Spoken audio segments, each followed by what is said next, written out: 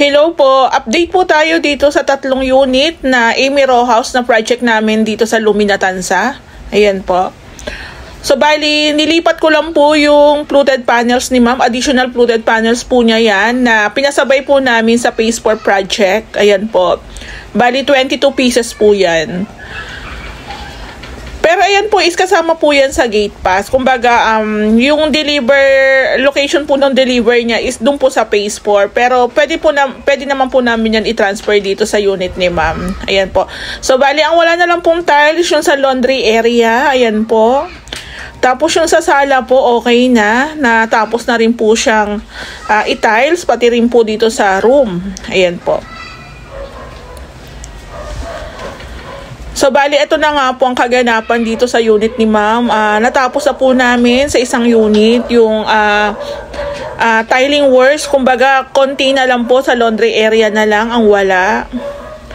Bali, ang ginamit po namin dito na tiles is 60 by 60 po yan. Na parang beige po ang color niya. Ayan po. Tapos, etong fluted panels na po yan, dito na namin nilagay sa loob kasi yung dalawang unit po kasi is tatanggalan na po namin or lilinisan na po namin para makagalaw na rin po kami ng maayos. Ayan po. So, bali dito po sa unit ni ma'am, kung mapapansin nyo yung mga ceiling works is tapos na rin po siya.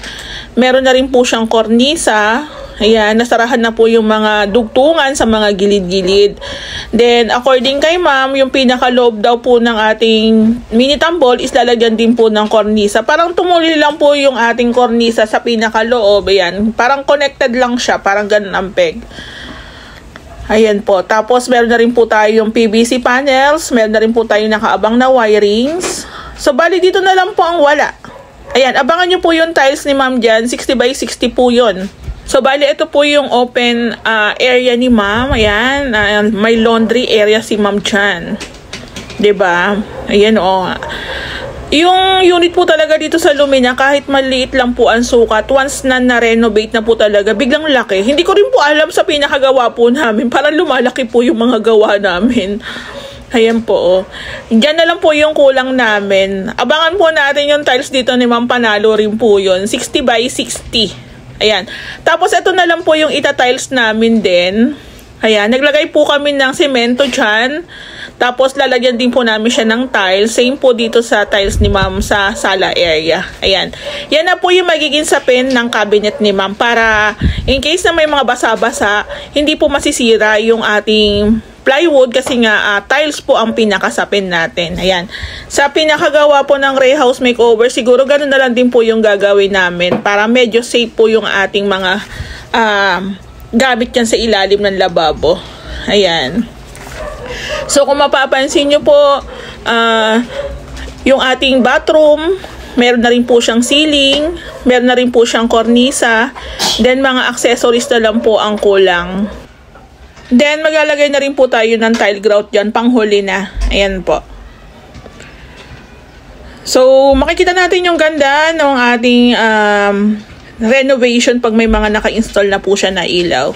Abangan nyo rin po yung owning window ni ma'am dito. Ayan, dito po siya nakalagay. I-finish lang po natin yan. Then, pwede na rin po yan ni ma'am pasukatan para sa owning window. Ayan po. So, bali, may mga part pa tayo na hindi pa namin natapos. Ayan, ito yung ceiling natin dito sa kitchen area na meron siyang butas, parang manhole po yan. So, may mga part na lang po tayong imamasilya dyan, then final paint. Pero yun nga po ang usapan kasi namin ni Ray is dito po muna namin ililipat yung the rest po ng mga materials po tsaka ng iba pong mga accessories ni ma'am para po makabuelo na rin po kami sa kabilang unit. Tapos ito nga po palang fluted panels ni ma'am dito. Dito po namin siya ilalagay. Bali, ang peg po niyan is hidden door. Ayan, may gagawin po kami dyan na parang console. Hanggang doon po yung fluted panels ni ma'am. Kumbaga, yung ating pinto po dyan, molded door, is ma-hide siya. Ayan. So, maglalagay din si ma'am dyan ng sliding window. Kaya po meron dyan butas. Ayan po. So, sabi ko nga po sa inyo, sa pinaka-renovation po ng Ray House Makeover, ang mga nagde-design po ng interior is yung may-ari. Actually, meron na po sila kasi mga napapanood sa YouTube. So, kumbaga, sinusundan na lang po nila yon. Tapos, yun na rin po yung pinapagawa nila. Pero minsan kasi, nag-iisip din sila ng mas kakaiba. Katulad po dito sa unit ni ma'am, ibang-iba po yung interior neto. Ayan. Ibang-iba po yung interior ng row house na to. Kaya nakaka-amaze din po yung pinaka-finish neto. Ayan, o diba? Bigla po siyang lumawak. Bigla po siyang lumawak, diba? Once na lalo na nalatagan na ng tiles. Ayan. Malaki po kasi tingnan talaga pag naka-tiles na. Syempre, yung kulay po ng tiles. Pag bare po kasi ang kulay yung parang semento lang, parang maliit lang. 'Di ba? So, pahintay na lang po para dito sa ating fluted installation naman. Ayan, siguro mga panghuli na para hindi na rin po siya madumihan. Kasi gagawa pa po kami ng cabinets dyan. Dito nga po pala, share ko lang, yung unit ni Lumina, meron po talaga mga part ng unit ni Lumina na hindi pantay. So, kung mapapansin nyo, pagdating po sa dulo, nabawasan na po yung 60 by 60 na tiles. Pero pagdating po dun sa may main door, isang buo pa po yung nalatag ni Kuya Joan. So, nangyayari po talaga siguro, katulad po ng project ko sa phase 3, nag-i-install si Ray ng cabinet sa kwarto. Hindi daw, tabingi daw yung cabinet. Actually, ang tabingi po talaga doon yung wall. So, may sa construction kasi, ginagawa na lang din po nila ng paraan kung paano po hindi ganong halata. So, bali, ito pong isang unit ni ma'am dito is halos kompleto na rin po siya. Tapos, dito nga po pala sa front extension,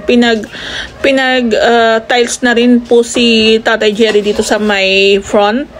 Ayan, 40 by 40 po yan. Si ma'am din po ang pumili ng tiles. Lahat po ng tiles ni ma'am dito, sila po yung pumili at saka bumili. Ayan po. So, ang kagandahan din siguro nung kung ang may-ari ang bibili, tapos maramihan, nakakakuha. Alam ko na nagbibigay din po ang tile center ng at least discount. May 5 pesos, may 10 pesos. Depende po siguro sa dami. Ayan. Malaking bagay din po talaga na may-ari po ang pumipili para sila rin po talaga makapag-figure out kung bagay ba o hindi. Ayan po. So, bali, dito po sa second unit, dito po nakatambak yung ibang materyales na pang-cabinet. Ayan. So, meron na rin, okay na rin po yung ceiling works dito. Tapos, nag-i-install na rin po ng wall tiles dito po sa second unit. Ayan, 30 by 60. Tapos, natapos na rin po yung pag-i-install ng tiles dito sa ating room. Ayan po, wall tiles. Naka-wall tiles po yan. So, magandang idea rin po na naka-wall tiles po. Maganda rin kasi may design. Siguro kung plain white, baka magmukha na siya. Alam nyo na, diba? Pero okay nga din to kasi meron tayong mga wallpaper na may mga konting design. Ito maganda kay ma'am, naka-tiles. So, ang kagandahan po na itong peg talaga ng pinto is, dito sa loob ng room, is pinto ang itsura niya. Ayan, ganyan po siya. Pero pag dito na po yan sa labas, sa may sala area, magiging hidden door na po ang peg niya kasi maglalagay po tayo ng fluted panels. Ayan. So, ito po, gusto ni ma'am talaga yung may open area gawa ng ventilation. Mainit, according to her, mainit kasi talaga ang row house dahil mababa ang ceiling. So, ang concern niya is about po sa circulation ng hangin. Ayan. Pero ito naman is lalagyan naman natin ng safety, diba? Safety grills na lang po ang tawag ko. Ayan, ang ganda rin. May safety grills tayo dyan at the same time pwede siyang maging sampayan. Ayan po, diba? So, nakaka-excite po yung installation ng mga glassworks dito ni ma'am. So, pagdating po sa glassworks, si ma'am na rin po ang nag-inquire, nag-canvas kung saan siya magpapagawa. So, nabibitin lang po tayo ng very light gawa ng marami rin po kasing kasabayan na project itong unit ni ma'am. Tapos, 3 unit pa yung kay ma'am. Kaya, ayan, para hintay-hintay lang po. Makukompleto rin po natin yan lahat. Ayan. Kung ako lang gusto ko na matapos, di ba? Para makita ko na yung outcome. Kaso syempre, ayun nga po, limit lang din po kami kasi sa tao dahil sa dami po ng projects. Pero ayan nga po, nagagawa pa rin naman. Sabi ko nga kay Ray, kung siguro hindi lang umabsent yung isang tao ko ng halos isang buwan, siguro hindi po na pending yung ibang units. Hindi po na pending yung, katulad itong unit ni ma'am, ang dami pong ceiling works dito. So, ayun, ako lang talaga gusto ko na siyang matapos kasi nakaka-excite. First, Amy Rojas po namin to na project, tapos buo pa, isang buong unit, tapos 3 unit pa, diba? So, ayun, kung mapapanood nyo po ma'am, pasensya na kasi kung ako lang talaga tatanungin, di ba? Pero yun nga ma'am, kagandahan lang din kasi sa gagawa is marunong naman na talaga. So, ako ang pinaka main goal ko dito sa unit ni ma'am is matapos po namin ng maayos at pulido. Ayan po. Remind ko lang po pala or i-share ko lang po pala, before po kami nag-sealing dito, in-advisean din po kami ni ma'am na i-leak test po yung 3 unit niya. So bago po kami nag-wirings, bago po kami nag-sealing, is nag-leak test po kami dito. Tapos ayun, nag-apply po kami ulit ng Bulkasil. Pero alam ko ang isang in-apply po yata dyan ni Ray, yung Elastosil. Mas maganda po yata siya. Tapos, pinatapkutan din po yata ni Ray ng Sista Waterproofing. Ayan. Kumbaga, yung ating Elastosil na parang Bulkasil, nung natuyo po, tinapcoat ni Ray ng Sista Waterproofing. Eto na nga po, yung isang unit po kasi ni ma'am is napasukatan niya na. So, gusto na rin kasi ni ma'am makita yung pinaka-outcome. So, last time, pinasukatan ni ma'am, ayan nga po, eto na, sabi ni ma'am, pakipuntahan kapatid, gawa ng, para makita mo rin kung paano i-install. Ayun, importante rin po talaga mapuntahan kasi, yung gawa namin, kailangan ko rin pong i-check, kailangan ko rin pong paingatan sa kanila kasi baka pumagasgas yung tiles, mabagsakan, then yung PVC panels mo baka matusok. So, ayun, medyo nagmamaldita ang lola nyo dito. Medyo kulambo. So, ito na po, nakaka-excite na talaga. Kinakabit na po nila yung ating sliding door. Ang ganda ng design. In fairness, kala ko nga plain mirror lang to, pero meron din ang peg niya parang sliding French type, French type keme. Ayan, tapos sa taas niya is meron siyang owning window. So, kung mapapansin nyo talaga, yung concern ng may-ari para dun sa uupa is talaga namang, di ba? Kasi, ayun nga, ang ganda po niyan, talagang, parang kumbaga walang suffocation na mangyayari. Char. Ayan, ang dami po niyang, owning windows, meron pa siyang sliding. Pero, ang ganda ng peg niya, Diyos ko po. Wala pa nga pong pintura yan hindi pa na-finish. Paano pa pag na-finish na namin to? Ang ganda. Hindi ko in-expect na may mga grid yung sliding ni ma'am. So, bali, while sila nag-i-install dun sa kabilang unit, dumaan muna ako dito para i-update ko rin si ma'am na ayan po, nalagyan na rin ng kornisa yung second room. Ayan. Tapos, natapos na rin po yung pag-i-install ng wall tiles dito sa kitchen. Ayan po. So, yung vlog ko po dito, paputol-putol kasi hindi naman po ako araw-araw pumupunta. Iniipon ko rin po. Ayan. Tapos, yung baba na part, meron na rin po siyang tiles. Ayan. Side by side, meron na rin po siya. Diba? Tapos dito po sa CR, bali, tawag dito, sinisinsil na ni Bayaw para po sa paghahanda sa pag-i-install ng tiles naman po dito sa second bathroom. Ayan po. Ito po, nakikita nyo mga materialis na yan, ililipat po namin yan sa kabila para dito naman po kami makapag setup ng pag-i-install ng tiles. Kumbaga, pag available na si Kuya Joanne, ayan, ready na po yung area na paglalagyan niya ng tiles. Diba po? Bali, masilya lang po muna. Hindi pa po muna kami nagpa-final paint. Gawa ng magta-tiles pa po. Since ito nga po, yun nga, wala na po kasing adhesive. So, pagdating po ng mga, siguro mga almost 4 PM na rin po yan, naglilinis na rin po sila Tatay Jerry, tsaka Tatay Bobby. Ayan po. So, magpapagate pass po muna ako. Try ko po ngayong Saturday, pero kung wala, yon, Monday na po tayo magpapagate pass. Medyo marami pa po kasi kaming adhesive na gagamitin. So, ito na nga po yung kaganapan ulit dito. Na-install na po nila. Then, ayan nga po, nagpi-finishing touches na sila. Naglalagay na po sila ng sealant. Ayan, sealant po. So, pagdating po sa renovation, yung mga ganitong works po is kumbaga labas na po yan sa amin. Kumbaga, abang lang po yung gagawin namin. Kumbaga, si ma'am na po o yung si client na po ang pipili o kung saan po siya magpapa-install niya. Kumbaga, customize ang peg. Ito na po yung own sliding natin dito. Ayan o. May sliding window din po tayo dito. Kahit linggit lang, at least labas-pasok pa rin po yung hangin dyan. Ayan, ang ganda. Ang ganda. Ito naman po yung French type door ni ma'am. Dito po papunta sa may kitchen. Tsaka dito po sa may laundry / garden area. Tapos nga po pala, dito rin po pala sa bintana sa may harapan. Ayan, pinalagyan din po pala ni ma'am ng owning window. Ayan. Kumbaga lahat pinalitan niya. Para mas maganda nga rin talagang tingnan. Kaso nung nga, sorry mama, hindi kasi ako talaga aware. Ang alam ko lang doon sa may bintana po sa bathroom. Ayan, ito po yung tiles natin dito sa may harapan. Natapos na rin po yan. Then according kay ma'am, yung pinaka-drainage natin, yun din po yung tiles na gagamitin. Tapos dito po sa may plant box, nalagyan na rin po ng tiles.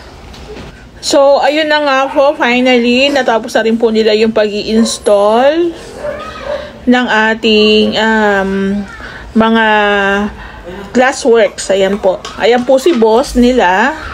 Chine-check din po kung tama yung pag-install ng kanyang mga tao. Ayan po. So, medyo madilim na rin po niyan. Kaya, yung ating camera is, buti na lang merong ilaw, pa-ilaw. Diba? Ayan na po siya. Ayan po ang peg niyan. O, diba? Smoke ang peg. So, mas maganda po yan. Kasi, syempre nga naman, diba? Nasa bathroom area tayo. Ayan. Try natin. Ayan, konting linis lang po ang gagawin natin dyan. Kasi syempre in-install, nahawakan. Lininisin lang na lang po natin yan. Ayan po. Nakasilant na rin po siya. Ayan. So, ang ganda. Ito po yung ating owning window dito sa ating front. Nakasilant na rin po siya. So, itong ating window po dito sa pinakalabas po is lalagyan na lang po namin ng skim coat. Then, hahabulin po namin ng skim coat tapos pintura na lang po siya. Goods na po siya. Okay na. Tapos konting linis na lang din. Ayan po. So, okay na yung isang ating unit. Halos nabubuo na po siya. Ayan. So, chine-check po ng kanilang bossing yung installation po ng kanyang team. Ang ganda po. Nakaka-excite. O, diba? French type, ano po yan? Glass door. Tama po ba ako? Sorry, hindi pa kasi ako familiar sa mga ganito po kasi ang screen door lang po yung aking napapa-install pa lang sa aming mga projects. Yung iba ko po kasing client, kung mapapansin nyo, screen door lang, hindi sila madalas gumamit ng mga ganyan. Depende po sa suggestion nila.